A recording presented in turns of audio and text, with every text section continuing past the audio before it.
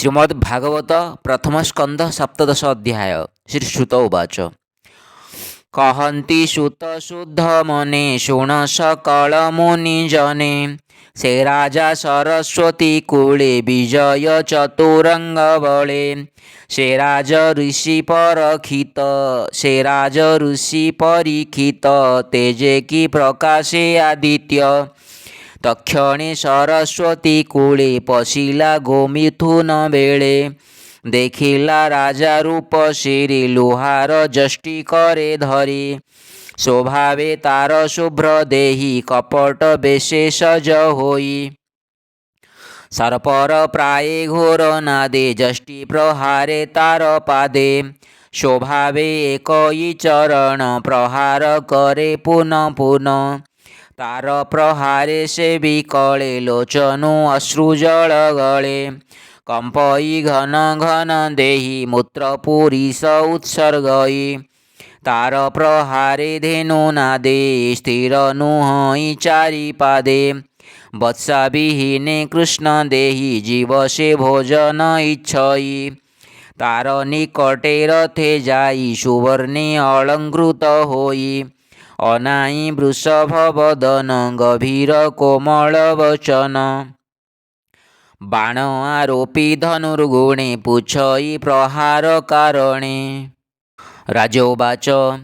काहू इलु तु पुरुष कह तोहर नाम किस। मोर शरण नर लोक एहाकु करु तु निरेख। दुर्बल प्राणी को तु बळे प्रहारु बलियार छळे। विशेषे राजरूप हेउ नटर प्राये जन मोहु। कह ए केवण कारण देख मोहर धनुर्बाण। देख अर्जुन संग करी निज भुवने गले हरि। तू तो स्वभावे अरखित प्राणी को करु किं पाहत। प्राण सत्वरे अवहेला निश्चय काल तो पुरिला। पुणी वृषभ मुख चाहि संभ्रम चित्ते पचारई। वृष तु मृणाल कोमल एकई पाद तो चंचल। तिनि चरण तोर थिला कह कि हेतु केणे गला। केउ देवता कह तु ही माया रे वृष रूप होई। एक कथा मोते बड़ गरु मोहर मन खेद करु। देख कौरव वंश भुजे परीक्षित मोहर राज्ये। प्राणी लोचनु अश्रुजल केबे न पड़ई तल। पुणी सुरभिमुख चाहि आश्वासी वाक्य पचारई। तु धेनु कांदु काहू पाई तु ताहा मोते कह फेई। तु एबे रोदन न कर मुहि खड़ंक दर्पहर। मोहि पाळक अछि जहि मोर प्रजाଙ୍କୁ दुख नाही। ଯାହାର राज्ये प्रजा बळे हिंसा करन्ति दुष्ट खळे। ता जेबे राजा न मणई तार राजत्वे जश काहि। राजाଙ୍କ कुल धर्म एहि निश्चिन्ते प्रजाଙ୍କୁ पाळई। एणु एहाकु बध करी धर्म अधर्म न विचारी। तोर रक्षणे कारण भवृष सावधाने शुण। तोहर चारिपाद थिला तिनि चरण केणे गला। सुरभिमुख चाहि पुणी कहई नृप चूड़ामणि। भवृष शुण मोर वाणी तो दुख कह मोते पुणी। कृष्ण सेवक बंधु जेते ताहांक चित्त ए जगते। धर्म न सहे मही तले से साधु अटे सर्वकाले। तोहर विरूप शरीर पांडव वंशे दुष्कर। निर्दोष प्राणी को जे हिंसे से अपराधे आत्मा नाशे। मोहि ताहार भुज दुई छेदई जेवे देव होई। राजा प्रजार धर्म एहि निश्चिन्ते प्रजाଙ୍କୁ पाळई। स्वधर्मे पाळे वसुंधरी खळ चौर्य से निवारी। ए चारि वर्णे जगते स्वधर्म छाड़ी अन्य पथे। ताहांक गर्व जेते हरे से राजा सुखे राज्य करे। राजार वाणी शुणी तो से धर्म कहन्ति प्रेम हास्ये। धर्म उवाच। ପାଣ୍ଡବ ବଂଶେ ଏବେ ଭାର ଆରତ ପ୍ରାଣୀ ଭୟଙ୍କର। ଯାହାର ଗୁଣେ ଗୁଣ ହରି ସାରଥି ଦୃଢ଼ପଣେ କରି। ପ୍ରାଣୀଙ୍କ କ୍ଲେଶ ବୀଜ ଯେତେ ପ୍ରକାଶ ହୋଇ ଯାର ଚିତ୍ତେ। ସେ ବାକ୍ୟ ଭେଦ ବିମୋଚନ ତାହାକୁ ବୋଲ ସାଧୁଜନ। ସେ ଆତ୍ମା ଜ୍ଞାନ ମନ ଧରେ ଆତ୍ମାର ବିକଳ୍ପ ବିଚାରେ। କେ ବୋଲେ ଦେବ ମାୟା ବଳ କେ ବୋଲେ କର୍ମର ଏ ଫଳ। କେ ବୋଲେ ସ୍ୱଭାବ ଏହାର ବ୍ରହ୍ମା ଶଙ୍କରେ ଅଗୋଚର। କଳି ନ ପାରେ ଯାର ମନେ ଏହା କେ କହିବ ବଚନେ। ଏ ଆଦି ଯେ ବୃଦ୍ଧି ବୃତ୍ତାନ୍ତ ତୁ ରାଜା ମନେ ଏହା ଚିନ୍ତ। ଏମନ୍ତ ଧର୍ମ ମୁଖୁ ଶୁଣି ସେ ରାଜା ମନେ ମନେ ଗୁଣି। ମନରୁ ଖେଦ ଦୂର କଲା ସ୍ୱରୂପ ଧର୍ମକୁ ଦେଖିଲା। ଦେହେ ଉତ୍ତରୀ ଅକ୍ଷମାଳା କଟିରେ ଅଜିନ ଦୁକୁଳ। ଲମ୍ବେ ସୁନ୍ଦର ଚାରିକର ଶିରେ ଶୋଭଇ ଜଟାଭାର। ତନୁ ଶଶାଙ୍କ ବପୁ ଗଞ୍ଜେ ଶ୍ରୀବତ୍ସ ଚିହ୍ନ ହୃଦେ ସାଜେ। ଯେସନେ ତଡ଼ିତ ତରାସ ରାଜା ଦେଖିଲା ସୁପ୍ରକାଶ। ରାଜାଙ୍କୁ ସ୍ୱରୂପ ଦେଖାଇ ସେ ବୃଷ ଭଗ୍ନ ପାଦେ ରହି। ସେ ରାଜା ଦେଖେ ନିଜ ରୂପ ଚିତ୍ତେ ପ୍ରକାଶେ ଜ୍ଞାନ ଦୀପ। କପାଳେ ଦେଇବେନି କର ଧର୍ମକୁ କହେ ନୃପବର। ରାଜୋବାଚ ଭୂଧର୍ମ ଧର୍ମ କଥା କହୁ ଧର୍ମେ ବୃଷଭ ରୂପ ବହୁ। ଧର୍ମ ଅଧର୍ମ ଯେ ବା କରେ ସେ ପ୍ରାଣୀ ଜୀବ ଧାଉଁ ମରେ।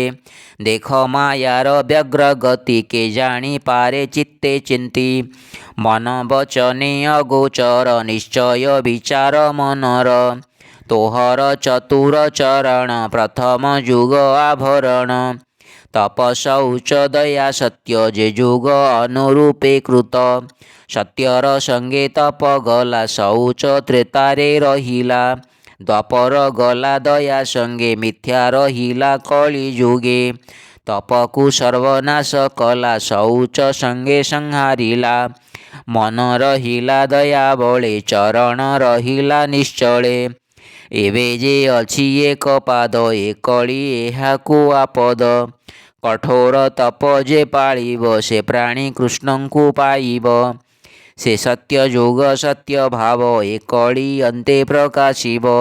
ଏ ଭୂମି ଭାରାଭର ହରି ଶ୍ରୀକୃଷ୍ଣ ଗଲେ ଅପସରି। କୃଷ୍ଣର ପାଦ ପଦ୍ମ ରେଖ ଯେତେ ଏ କୃତ୍ୟ କୌତୁକ। ପବିତ୍ର ସୁନ୍ଦର ଶରୀର ଦେଖି ଆନନ୍ଦ ସୁର ନର। ସେ ହରି ଛାଡ଼ିଗଲେ ଯେବେ ଦେଖ ଏହାର ଦୁଃଖ ଏବେ। ଦୁର୍ଭାଗୀ ପ୍ରାୟ ଅଧୋମୁଖୀ କାନ୍ଦଇ ଅତି ଦୁଃଖେ ଦୁଃଖୀ। ପାପିଷ୍ଟ କ୍ଷୁଦ୍ରଘାତୀ ଯେତେ ସର୍ବେ ଭୁଞ୍ଜିବେ ମିଳି ମୋତେ। ଏ ରୂପେ ଧର୍ମ ବସୁନ୍ଧରି ବାକ୍ୟ ବୋଧନେ ବଶ କରି। ତୀକ୍ଷ୍ଣ ଖଡ୍ଗ ଧରି ହସ୍ତେ ମିଳିଲା କଳିର ଅଗ୍ରତେ। ଅଧର୍ମ ହେତୁ ବଳେ ମାରି ମୁହିଁ ପାଳିବି ବସୁନ୍ଧରି। ଏମନ୍ତ ଶୁଣି ତା ବଚନ ପଡ଼ିଲା ନୃପତି ଚରଣ। ପ୍ରାଣ କାତରେ ଉଦବେଗେ ପଡ଼ିଲା ରାଜା ପାଦ ଯୋଗେ। ସେ କଳି ପ୍ରାଣର ବିକଳେ ପାଦେ ପଡ଼ିଲା ସେତେବେଳେ। ଦେଖିଣ କଳିର ବିକଳ ସ୍ୱଭାବେ ମେଦିନୀ ବତ୍ସଳ। ତାର ବିକଳ ମୁଖ ଦେଖି ଖଡ୍ଗ ଭୁଜେ ଊର୍ଦ୍ଧ୍ୱେ ରଖି। ଦଶନ ଛନ୍ଦି ଓଷ୍ଠେ ଧରି କଳି କି କହେ ରୋଷ ଭରି। ପରୀକ୍ଷିତ ଉବାଚ ତୁ ଯେ ଅଞ୍ଜଳି ଶିରେ ଧରି ପାଦେ ପଡ଼ିଲୁ ଭୟ କରି। ଅର୍ଜୁନ ବଂଶେ ଜନ୍ମ ଯେତେ ତାହାଙ୍କୁ ଭଜୁ ନାହୁଁ ଚିତ୍ତେ। ଅଧର୍ମ ବନ୍ଧୁ ତୋ ସ୍ୱଭାବେ ମୋର ବଚନ ଶୁଣ ଏବେ। ମୋହର କ୍ଷେତ୍ରେ ନ ପଶିବୁ ଯେବେ ଜୀବନେ ତୁ ବର୍ତ୍ତିବୁ। ତୁ ଯହିଁ ଥିବୁ ରାଜା ଘରେ ଅଧର୍ମ ଯୂଥ ତୋ ସଙ୍ଗରେ। ଲୋଭ ଅନର୍ଥ ଚୌର୍ଯ୍ୟ କର୍ମ ଏ ଆଦି ଶ୍ରେଷ୍ଠ ଯେ ଅଧର୍ମ। ଦମ୍ଭ ଦୁର୍ଜନ ଆଚରିତେ ମାୟା କଳହ ମୋହ ଯେତେ। ତୋହର ସଙ୍ଗେ ଥାନ୍ତି ଏତେ ମୋ ପୁରେ ଥିବୁ ତୁ କେମନ୍ତେ। ଯେ ପ୍ରାଣୀ ଥିବେ ସତ୍ୟ ଧର୍ମେ ତହିଁ ନ ପଶିବୁ ସମ୍ଭ୍ରମେ। ଏ ବ୍ରହ୍ମା ବର୍ତ୍ତେ ଯେତେ ଜନ ବ୍ରାହ୍ମଣ ଆଦି ଚାରି ବର୍ଣ୍ଣ। आगम निगम प्रमाणे यज्ञ संपादिजे ब्राह्मणे हरिचरणे पूजा करी जेणे संतोष नर हरि स्थावर आदि चारि देहे बाह्य अंतरे व्यापी रहे से हरि पूजा करे जेहि तहि प्रवेश तोर नाही ए धर्म तोहर प्रमाण एथकु साक्षी नारायण शुणी से राजार उत्तर कଳି कंपई थरहर उच्चे कंपाइया अशिवर तेजे कंपित दंडधर एमंते राजा मुख चाहि कहई शिरे कर देई कलिरुवाच भो राजा तोहर चरणे थिबु मु आज्ञार प्रमाणे तोते देखई मोर पछे खड्ग हस्त तु प्रत्यक्षे तु धर्म प्राणीक ईश्वर विचारी मोते स्थान कर जहे निश्चिंते थिबि मुहि तोहर आज्ञा शिरे बही कहन्ति सुत तो समने शुण सकल मुनि जने कଳି बचन शुणी हसी संतोष चित्ते राज ऋषि चारि प्रकारे स्थान कला नित्य धर्म जहि मेला द्युत कामेनी मद्यपाने प्राणी मरण जेवा स्थाने शुणी कहई कଳି जुग मोर ए स्थान चारि भाग ମୁଁ ତହିଁ ଥିବି ନିରନ୍ତରେ ପଞ୍ଚମ ଭାଗ ଦିଅ ମୋରେ କଳିର ବାକ୍ୟ ଶୁଣି ଚିତ୍ତେ ସୁବର୍ଣ୍ଣ ଦେଲା ତାର ହସ୍ତେ ଏ ପଞ୍ଚସ୍ଥାନ ପଞ୍ଚଗୁଣ ବ୍ରାହ୍ମଣେ ସାବଧାନେ ଶୁଣ ମିଥ୍ୟାବଶୟୀ ଦ୍ୟୁତ ମଧ୍ୟେ କାମ କାମେନି ମଦ ସାଧେ ପ୍ରାଣୀ ମାରଣେ ରଜୋଗୁଣ ସୁବର୍ଣ୍ଣ ମଧ୍ୟେ ରିପୁଗଣ ଏ ପଞ୍ଚସ୍ଥାନ ତାରେ ଦେଲା ଜହିଁ ଅଧର୍ମ ସାଙ୍ଗ ମେଳା ତକ୍ଷଣେ ରାଜାର ବଚନେ କଳି ବସିଲା ପଞ୍ଚସ୍ଥାନେ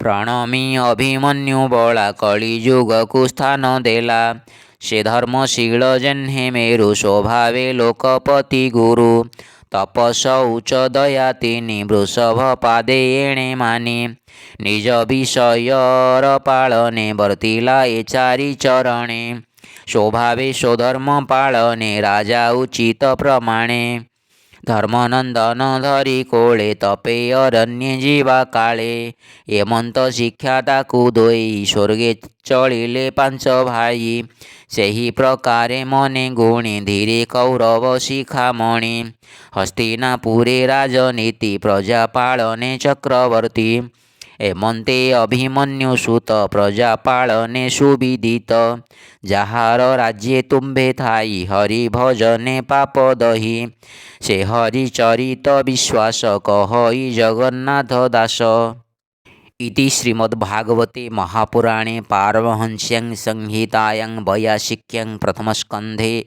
कलिनिग्रहो नाम सप्तदशोऽध्यायः।